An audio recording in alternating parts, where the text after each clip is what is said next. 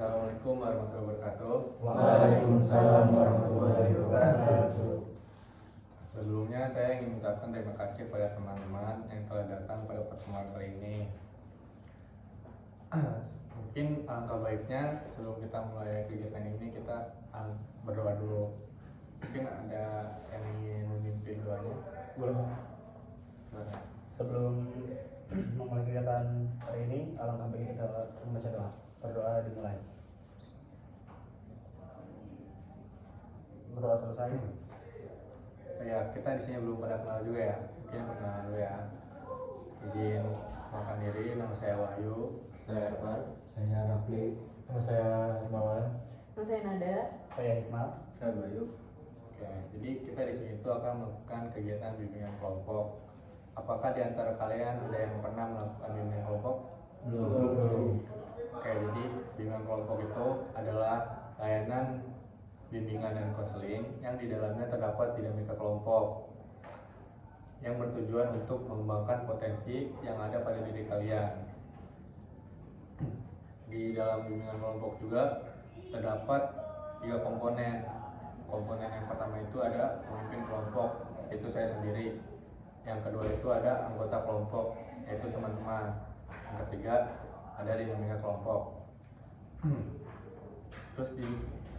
Terus di bimbingan kelompok juga ada 2 topik. Yang pertama itu ada topik tugas dan topik bebas. Jadi topik tugas itu topiknya dari saya sendiri, pemimpin kelompok. Yang kedua itu ada topik bebas itu. Topik bebas itu topik yang kalian usulkan dari anggota kelompok. Nah, saya harap teman-teman aktif dalam berpendapat dalam kegiatan bimbingan kelompok ini. Jika pendapat teman-teman bersifat rahasia, cukup sampai di sini. Ketika kita selesai, jangan dibahas lagi. Mungkin teman-teman sudah paham gak ya apa yang tadi saya jelaskan? Apakah teman-teman sudah siap? Ya. Nah, jadi kita di sini akan membahas topik bebas ya. Saya minta untuk teman-teman, barang-barang teman-teman disimpan dulu. Oke, terima kasih. Nah, ini kan kita akan membahas topik bebas. Ada yang ingin mengusulkan tema yang akan dibahas nggak sih? Boleh. Saya di sini mau membahas tema tentang pergaulan bebas. Mungkin di sini teman-teman udah nggak asing sama kata itu ya teman-teman. Ya benar. Mungkin boleh dijelaskan enggak? Nah, Dari pengertiannya dulu kali ya, nggak dari awal gitu. oke. Dari apa? Nah, pergaulan bebas sendiri ini kan cukup luas ya, mulai dari SMP, SMA atau sampai kita di masa-masa remaja. Nah, pergaulan bebas sendiri ini ada banyak komponennya, ada kayak narkoba, seks bebas, atau yang lain hal yang mungkin kalian tahu sendiri gitu. Kurang lebih, apakah kalian ngerti? Menarik. Cuma dari tadi kan ada pergaulan bebas itu dari SMP dan sampai masa remaja kan.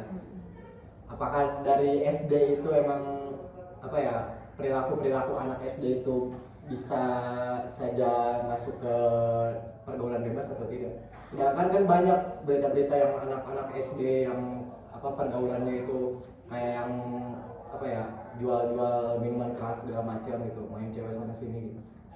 Apakah itu termasuk kalau di hari anak SD ya, kan tadi yang dibahas itu SMP sampai remaja, dari anak SD itu termasuk apa enggak?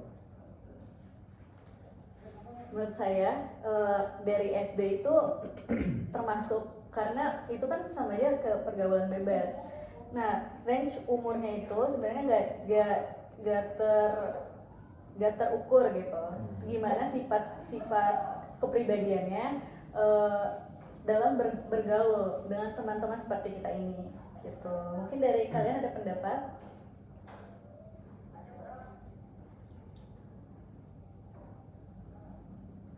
Ya gimana ya, kalau menurut saya kan soal pergaulan bebas ya yang masih kecil gitu ya, bisa bilang itu masih kecil ya, dia masih belum apa ya, masih umur yang belum ngerti apa lah ya. Cukup prihatin sih sama kondisi sekarang yang anak-anak kecil sekarang tuh udah tahu sama hal-hal yang kayak gitu ya, soal minuman, soal yang cewek, kayak bahkan parah itu ada yang sampai merokok juga dan sampai yang narkoba juga ya, kalau masih kecil. Berarti ya kembali lagi ke didikan orang tuanya sih, didikan orang tuanya yang memang nanti kurang baik atau lingkungannya juga kurang baik, jadi dia bisa sampai tahu sama hal-hal yang kayak gitu. Itu kan misalkan orang tuanya udah mendidik anaknya dengan benar, tapi lingkungannya emang negatif, jadi anak tersebut menjadi negatif. Itu bagaimana? Kalau menurut Orang saya tua kan udah didik dengan benar, tapi lingkungannya itu gimana itu? Mungkin dari yang lain juga bisa. Kalau dari saya mungkin ya, kalau orang tuanya tadi ngedidiknya dengan benar, tapi anaknya tetap aja nyeleneh gitu kan, masuk ke pergaulan bebas. Gini loh, kalau misalnya kita bicara lingkungan dulu nih ya, di lingkungan kita itu banyak banget orang-orang gak bener. Kalau kita emang apa ya, pendirian kita kuat, itu juga kan dari dukungan orang tua, pendidikan orang tua segala macam. Kita walaupun mau gimana juga lingkungan kita tuh apa ya, kayak nggak bakal goyah gitu kalau pendirian kita kuat. Kalau misalnya pendidikan orang tuanya udah benar tapi kita nggak punya pendirian yang kuat, nah itu yang bisa terjerumus ke dalam pergaulan bebas. Oke, jadi intinya tergantung si anak tersebut Ya, tergantung pendirian dia. Kalau pendirian dia kuat, pasti dia nggak bakal terjerumus lingkungan seburuk apapun. setuju. Nah, dan juga ini, misalkan ya, kita diajak, misalnya contoh ini ya, saya diajak sama dia untuk melakukan misalkan mabok, merokok. Nah, dia ngajak saya mau nolaknya nggak enak, itu gimana itu? Caranya biar kita bisa menolak. Ya, jadi Sebenarnya saya orang nggak enakan. jangan jadi orang nggak enakan kalau gitu. Kalau misalnya kita orangnya nggak enakan, pendirian kita juga bakal lemah. Iya benar. Menurut saya kalau misal orang yang nggak enakan ya, kalau orang yang enakan mending cari alasan lagi sih. Cari alasan kan demi kebaikan juga ya. Yang setahu saya kalau emang kita berbohong demi kebaikan juga untuk menghindari hal-hal yang kayak gitu, ya diperbolehkan sih. Jadi kayak misalnya teman ngajak yang sesuatu hal yang emang tidak dianjurkan, bahkan dilarang oleh agama ya. Jadi mending ditolak. Kalau misal mau jujur nggak apa-apa, jujur aja. Tapi kalau misal orang yang nggak enakan ya lebih cari alasan sih, kayak misalnya ada acara keluarga kah, atau misal mau kemana gitu loh. Menurut saya sih itu sih buat cara nolaknya ya. Tapi biasanya orang yang nggak enakan itu menolaknya takut. Lo nggak boleh nggak? takut tonjok aja udah. Kalau Nah. saya emang gitu. Takutnya gini, takutnya gini ya. Gini, menolak tapi takutnya bukan karena takut dipukul, takut Oh, apa, iya. bukan. Takut Tapi gimana? takut kehilangan teman. Nah, kayak gitu takutnya. Enggak sih, kalau menurut saya enggak terlalu beresiko buat kehilangan teman ya. Kan nggak mungkin juga kalau semisal tadi kan contohnya diajak mabuk ya. Misalnya nih diajak mabuk nih, terus gak mau, kan nggak, menurut saya kecil kemungkinannya buat ditinggalin dan gak ditemenin lagi sih. Jadi lebih ke sepintar-pintar kita juga dan tahu kondisi sifat dia juga sih. Kalau menurut saya sih kayak gitu. Tapi kalau menurut saya kemungkinan untuk walaupun punya pendirian gitu ya, memilih pergaulan juga sangat penting karena itu ada masuk ke dalam kayak menghindari pergaulan bebas itu sendiri. Pertama, kalau misalnya emang punya pendirian yang kuat, kita bisa aja ada yang namanya dijebak, kan kita nggak tahu ya gimana teman kita kayak gitu. Karena kan banyak kasus-kasus yang dijebak gitu, kayak tiba-tiba Di Coffee Miras. iya kayak gitu contohnya gitu. Ya itu juga bisa terjadi sih, cuma ya sih banyak juga sih kasus-kasus yang emang pendirian kita udah kuat di lingkungan yang kotor segala macam, tapi emang ada aja teman-teman yang kayak gitu, ya itu mah harus ditinggalin temannya, lingkungan yang kayak gitu ya. Cuman kalau misalnya sekedar apa ya, teman-teman yang baik sama kita, tapi dia emang orangnya itu udah apa ya, minum, ngerokok gitu ya, kayak gitu. Ya kalau misalnya selagi dia baik mah ya udah terima aja gitu. Kalau dia jahat mah ya udah tinggalin. Nakal boleh, jahat jangan. Oke, boleh juga. Ini kan kita udah ngobrolin tentang tadi yang kita omongin ya. Jadi saya pengen tahu dampak dari pergaulan bebas ini apa gitu. Dan dampaknya. Ya. Dampaknya Ya, banyak. Apa aja? Kalau misalnya kita bicara untuk masa depan kita ya di situ-situ aja nggak bakal berkembang. Kalau misalnya kita dari sekarang nih kita lea-lea, kita pergaulan kita udah hancur banget, kita misalnya nyewa PSK, kita misalnya dari PSK aja kan kita kan bisa aja terkena HIV segala macam berbagai macam penyakit. Kemudian kita misalnya minum kita kan untuk kesehatan juga, ginjal kita kan pasti bakal terkena tekanan banget lah kalau setiap hari minum alkohol gitu kan. Dari rokok juga paru-paru kita bakal rusak kayak gitu kan. Ya untuk masa depannya ya pasti kita kehilangan waktu-waktu yang yang berharga nanti di masa depannya. Soal tadi ngomongin soal penyakit ya, yang paru-paru lah, rokok. Saya tuh gak suka banget sama orang perokok gitu ya. Kayak gimana tuh ya, lu beli nyari uang, terus uangnya tuh dipakai buat beli rokok. Bahkan kayak gimana kan apa enaknya gitu. Saya tuh pernah nanya kayak gitu ya, kayak apa sih enaknya ngerokok gitu. Malah ngerokok tuh kan udah nggak baik ke diri dia juga dan bisa ngebaik orang lain juga kan ya. Terus saya tuh kalau lihat perokok itu suka pengen kayak kesel gitu loh, soalnya kayak kan saya anti banget sama yang ngerokok gitu ya. Kayak dari baunya juga kan nggak enak ya. Ditambah kita bisa kena dampaknya dari orang yang ngerokok ya. Dia yang ngerokok, kita yang sakit juga gitu kan.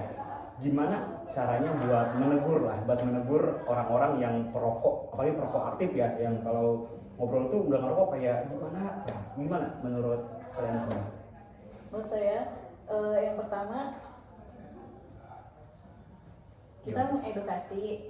Kalau misalnya emang edukasinya dengan cara apa, kita kenalin penyakitnya, terus mekanisme di dalam diri kita sendiri kayak gitu. Ini kan contoh lokasi itu misal kayak di tempat umum gitu loh. Jadi bukan ke orang yang kita kenal. Jadi gimana kita cara menegurnya nih? Kan itu orang nggak kenal ya. Kita juga nggak kenal dia siapa gitu kan. Ini konteksnya supaya nggak kena kita atau buat kesehatan si perokoknya sendiri. Kesehatan kita sama perokoknya juga ya, dua-duanya juga. Kalau misalkan di lokasinya umum kayak di kafe-kafe kan pasti banyak yang ngerokok ya. Menurut saya ya kita tegur aja, nggak apa-apa mas, permisi. Misalnya ini konteksnya cowok gitu. Mas permisi, saya dan teman-teman saya kena asap rokok mas, itu boleh tolong dimatikan dulu, seperti itu. Misalnya kalau saya sih ke teman-teman saya gitu. Oh itu. Kalau misalnya dia marah-marah, gimana? Kalau misalnya dia marah-marah, cara kita nge-handle-nya itu gimana? Apa kita ikut marah juga? Apakah kita tetap tenang gitu dan menguasai jalanan pertandingan gitu? Soal itu kan bakalan debat ya, pertandingan debat gitu antara perokok dan yang nggak ngerokok gitu, yang merasa terganggu. Gimana itu? Menurut saya itu cukup ngasih tahu aja. Kalau respon dia kayak gitu ya udah kita tinggalin aja ya. Karena kalau dibalas lagi nanti urusannya lebih panjang, bisa ribut. Kalau susah kita tinggalin dia nih, dia bakal malah keenakan dong, malah makin semena-mena, bakal sembarangan juga dong berarti ngerokoknya. Dan harusnya menurut saya kalau orang-orang yang kayak gitu harus dilawan sih, soalnya bisa membahayain orang lain juga. Oke, di hari itu misalnya saya selamat nih, alhamdulillah saya selamat gitu. Tapi kan nggak tahu ke depannya, mungkin dia bisa menyebabkan penyakit buat orang lain ya. Dan dia tuh perokok tuh merugikan orang banyak dan diri sendiri gitu loh. Kayak apa ini sih ngerokok, buat apa sih ngerokok gitu loh? Gak sehat juga tuh. Kayak kesel gitu loh. Gimana itu? Cuma ya bicara perokok ya. Iya. Ngomongin perokok itu sama aja kita ngobrol sama tembok. Yang pertama itu jangan pernah ngomongin orang yang ngerokok sama yang ngejudi. Nah itu. Oh iya. Itu kayak ngobrol sama tembok gitu. Dua orang paling bebal ya. Oh, yang merokok sama yang penjudi ya. Nah, udah ngerokok judi ya. Nah, udah itu. Udah. Dibungkus rokok aja, rokok membunuhmu. Iya. Dia udah tahu itu. Dia ada jawabannya. Tapi tetap katanya ngerokok.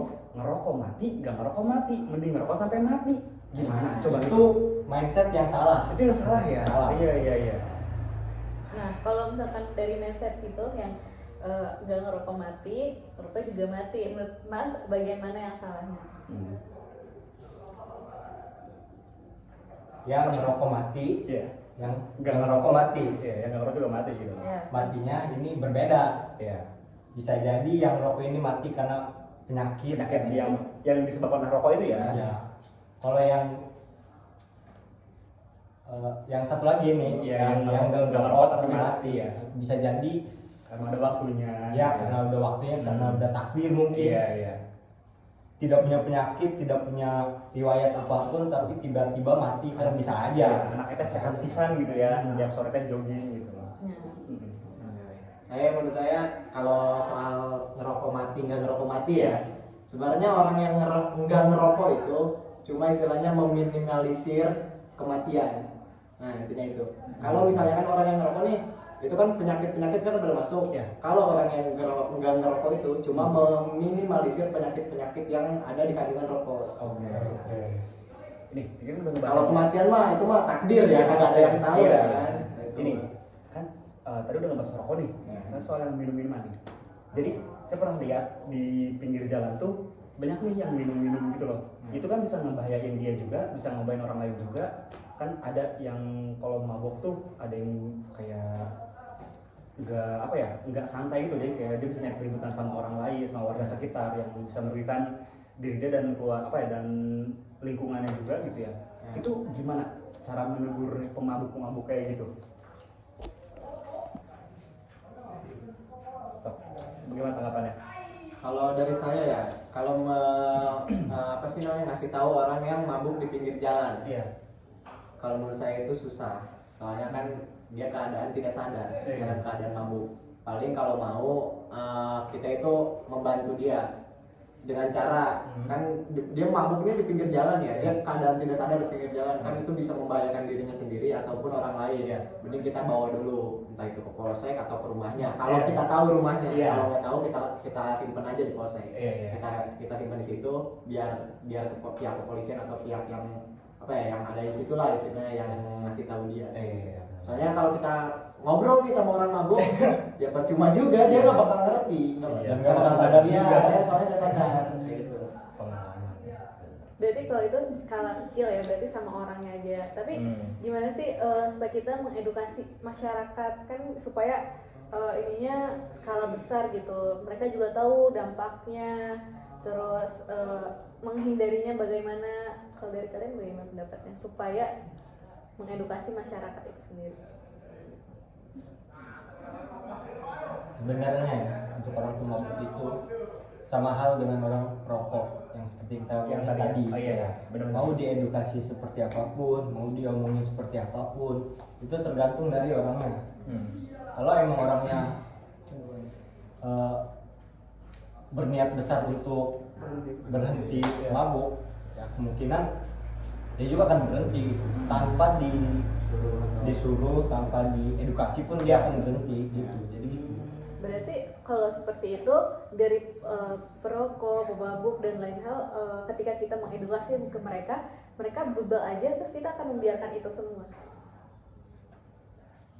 Kalau ke situnya sih pendidikan, itu soal pendidikan. Kalau ke situnya pendidikan, kalau misalnya kan udah kalau misalnya kita kurang pendidikan nih, kita mau ngomongin hal sepele pun itu pun bukan tentang pergaulan bebas atau apa. Kita kalau pendidikannya rendah, kita kurang pendidikan, kita diomongin gimana pun kita gak bakal apa sih gitu.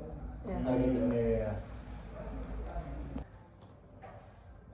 Oke, kan tadi kan pembahasan tentang rokok dan pemabuk. Kan ada pergaulan bebas tentang seksual. Zaman sekarang tuh peribahasa nggak seksual nggak keren. Kenapa sih? Waduh. Itu salah sih itu.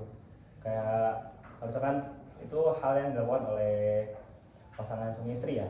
Dan sekarang tuh emang cukup prihatin ya, kayak tahu dinormalisasikan gitu dan tahu gitu ada yang bahkan masih pacaran atau parahnya gitu, ada yang sama temen atau keluarga sendiri juga ya yang jadi berita-berita gitu, kayak kok bisa mereka sampai ngelakuin hal itu, dan kenapa sampai melakukan hal itu, padahal mereka sendiri juga tahu itu hal yang nggak boleh dan nggak baik ya kalau dilakukan sebelum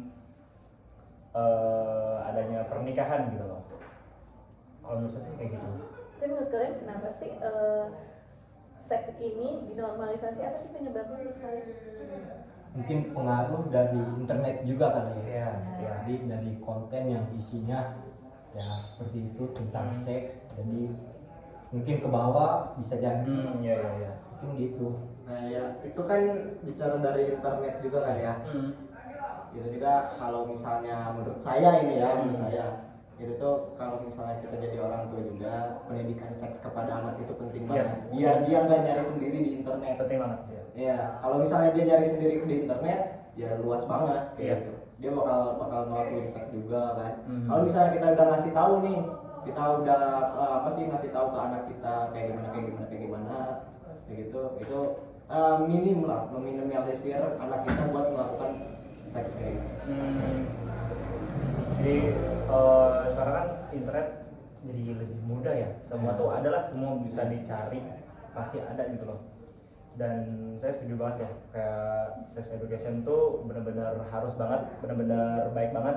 Tapi sangat disayangkan di daerah-daerah yang bisa dibilang daerah kayak kampung atau gimana gitu ya, pelosok atau ya ke dalam gitulah. Itu tuh hal yang tabu ya, karena mereka kalau misal ngomongin tentang hal itu, padahal konteksnya tuh edukasi ya, tapi itu tuh kayak apa sih ngomong kayak gitu, dusun, atau bisa dibilang kayak ada yang bilang itu jorok gitu. Padahal kan itu lumayan penting ya, penting banget malah. Kayak sekarang kan karena kurangnya tentang sex education ya, jadi ada anak kecil yang maaf dilecehkan, terus ada orang-orang yang nggak bertanggung jawab ya melakukan hal itu kepada orang yang aja lewat lah atau gimana gitu loh. Jadi menurut saya itu penting banget sih, edukasi itu sangat-sangat penting diajarkan dari kecil lah gitu. Menurut saya kayak gitu. Berarti di sini peran orang tua nih sangat penting banget ya. Sangat.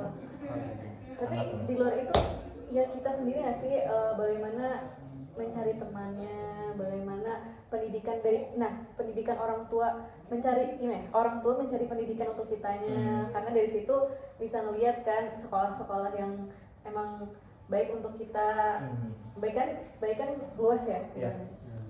Oke, mungkin saya ingin pendapat teman-teman ya tentang peluang bebas itu, ada nggak sih faktor dari keluarga? Ada. Menurut saya ada, karena yang saya tahu ya, kalau kita tidak mendapatkan kenyamanan di rumah, kita bakal nyari kenyamanan di luar, yaitu di teman-teman. Dan kalau semisal kita dapat teman yang baik, alhamdulillah. Tapi kalau kita dapat teman yang emang kurang baik dan kita tidak bisa memilih itu, ya kita bakal ikut ke mereka dan terjerumus bisa dibilang ya. Jadi lagi-lagi kembali lagi ke peran keluarga yang di rumah, gimana cara membuat anak tuh bisa nyaman. Jadi anak-anaknya tuh tidak mencari kenyamanan di selain rumah gitu loh. Izin menambahkan ya. Iya, boleh. Kalau misalnya kan itu kan mencari kenyamanan di rumah ya. Dan kenyamanan itu kan berbagai macam kan. Salah satunya kan kasih sayang orang tua. Orang tua yang peduli kepada anaknya. Kalau misalnya kita nggak mendapatkan kasih sayang yang seperti anak-anak yang biasanya lah gitu kan, itu kan bakal berdampak banget ke kita.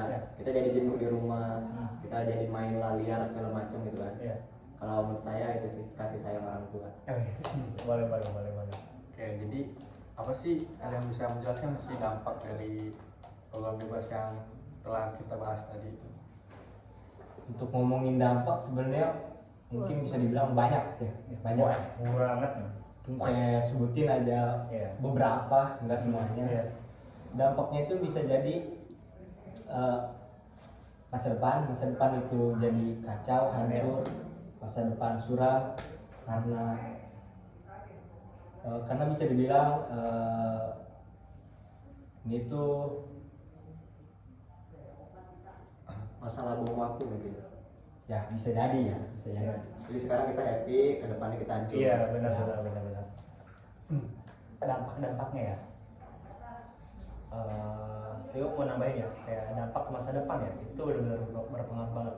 Contoh lah, kita pakai contoh dampak yang memang akan berjangka panjang. Semisal kita setelah lulus SMA, kita pasang tato lah atau yang kayak gitu-gitu. Dan yang saya tahu soal tato-tato gitu kan susah ya, susah banget nanti pas nanti dia nyari kerjanya. Kecuali kalau semisal bapak dia punya perusahaan, apa enak, bisa langsung kerja di tempat bapaknya ya. Kalau enggak kan harus nyari dulu, tato, makin susah kan. Jadi itu berdampak banget sampai ke perekonomian dia di nanti. Kalau semisal dia tahu akan hal itu dan dia mengerti akan hal itu, dia tidak akan melakukan apa ya, kayak nato gitu loh, karena itu tuh bisa berdampak sampai ke jenjang yang lebih panjang gitu loh, benar-benar. Menurut saya kayak gitu. Selain ke masa depan juga ini mengait terhadap kesehatan. Dari rokok kita berpenyakit di paru-paru, dari minum itu ke ginjal, dari seks bebas itu ke tahu lah ya, penyakit kelamin, HIV contohnya. Jadi ya gitu. Selain masa depan, kesehatan juga terancam gitu. Iya. Terus cara mencegahnya itu gimana? Cara mencegahnya ya, kalau saya lebih baik lagi cari teman-temannya, ditambah kalau semisal tahu dia nggak baik, lebih baik ditinggalin aja, karena menurut saya banyak ya, masih banyak teman-teman yang emang ngebawa ke hal-hal positif ya, jadi nggak melulu tentang negatif. Jadi lebih baik lagi milih temannya, dan juga peran orang tua di awal tuh sangat-sangat penting ya. Jadi gimana ya, kalau kita merasakan kayak kasih orang tua dari kita masing-masing itu kayak ada yang kurang, dan ya itu jadi pelajaran biar nanti pas kita jadi orang tua tidak melakukan hal yang sama, biar anak-anak itu tidak merasakan apa yang kita rasakan pas muda. Menurut saya kayak gitu sih. Ya, saya setuju kalau misalnya kita mencari teman yang baik kayak gitu ya. Soalnya kan ngapain juga kita kalau teman-temannya kan pada kayak gitu, ngapain juga kita pelihara ya. Dari penyakit kan. Ngapain juga ngurusin parasit gitu kan. Iya benar. Ya nggak mungkin juga kita nggak bakal dapat teman juga. Gitu. Iya benar. Ya, Teman kan banyak. karena lingkungan buruk berpotensi menjadi kita menjadi Ya. buruk. Iya. Ya. Lebih baik mencegah daripada ikutin. Nah, Iya benar. Cocok. Asli nah. Mungkin ada yang bisa menyimpulkan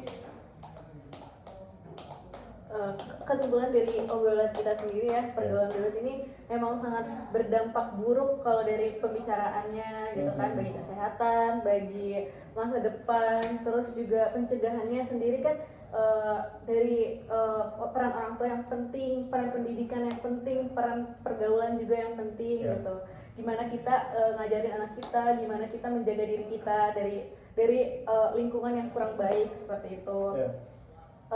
Mungkin semoga kita semua juga tidak terjerumus ke hal yang seperti itu. Amin. Oke, mungkin apa sih kesan-pesan dari teman-teman mengikuti bimbingan kelompok ini? Menurut saya ini wawasan yang bagus ya, yang luas gitu menurut saya. Ya. Jadi ilmu saya bertambah gitu. Iya. Saya senang banget ya, kritis gitu. Senang banget. Kritis Kayak- gitu pembicaraannya. Saya bisa speak up sekarang gitu kan, dan kurang lebih sama kayak Mas Rafli, jadi sudah cukup saya tidak menambahkan karena itu sudah mewakilkan sekali. Ya, sama saya juga pertamanya saya introvert gitu ya, nggak suka berbicara banyak Kayak gini ya, gitu. Tapi setelah adanya bimbingan kelompok ini saya jadi bisa berbicara banyak. Dan saya juga lebih pede untuk mengungkapkan Iya, argumen saya. benar-benar. Iya. Iya, bagus. Jadi sangat berpotensi positif ini ya. Iya, benar. Walaupun obrolan negatif. Ya, walaupun obrolan negatif. Iya. Jadi ambil baiknya, buang buruknya gitu ya. Betul. Senang banget. Oke. Mungkin cukupkan ya. Iya. Saya berterima kasih kepada teman-teman. Ya, sama-sama. Wassalamualaikum warahmatullahi wabarakatuh. Waalaikumsalam warahmatullahi wabarakatuh.